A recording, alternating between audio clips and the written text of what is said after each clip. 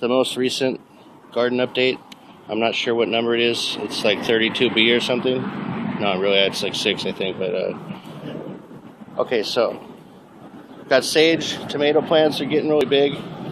Got onion sprouting up from the sets we planted.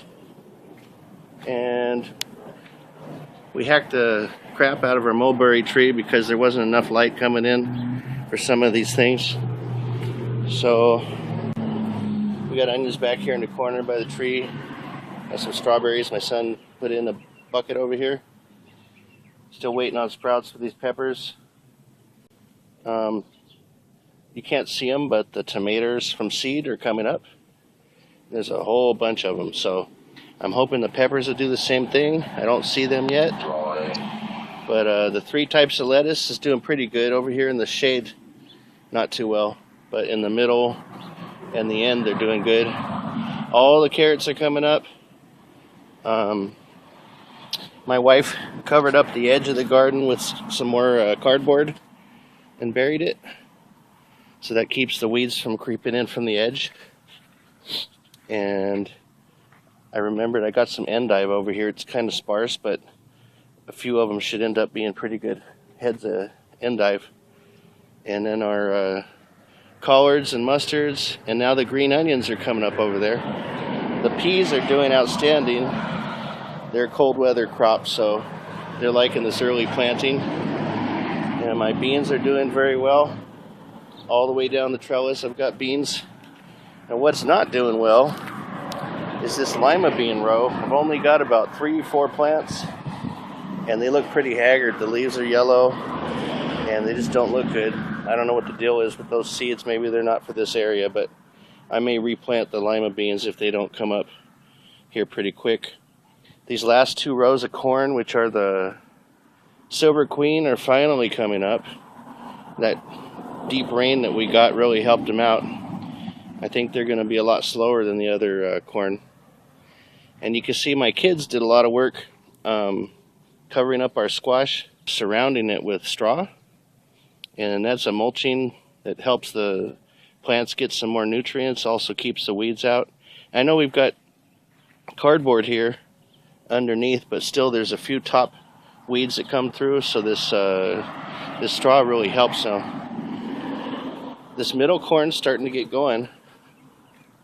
Now at the end there's some pretty big plants that are starting to stalk out.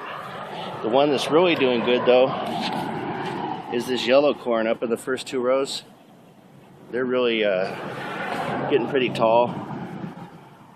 They're probably about 5 inches tall, some of these. You see the zucchinis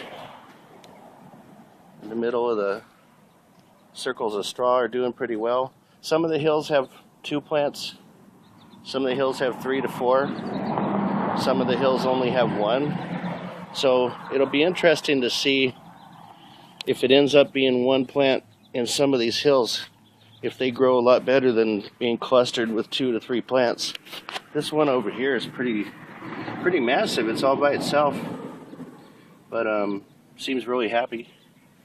And then right next to it, you've got, looks like 3 of them, and they're doing really happy too. So you see the corn on the ends.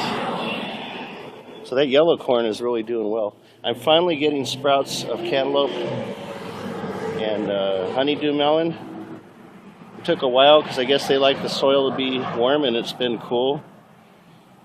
So they've been fighting with temperature. But down here, man, the pinto beans and the black beans are just raging.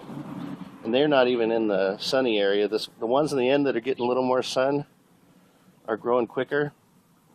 I've got a couple poles and I'm going to connect some more baling wire when they start to run. I don't think these are bush type. I think they're pole type, so I'll have to run them up the wire. And I'm hoping that I'll get a lot of good pinto beans and black beans off that for burritos. And there's ivy sprouts in there, so I'm going to have to really watch that because it's going to try to fight with the beans. I think I might have to go in there and pull a bunch of these ivy sprouts out. But the garden's doing pretty good so far. I just went through and pulled a bunch of weeds today, and yeah, it's doing pretty well.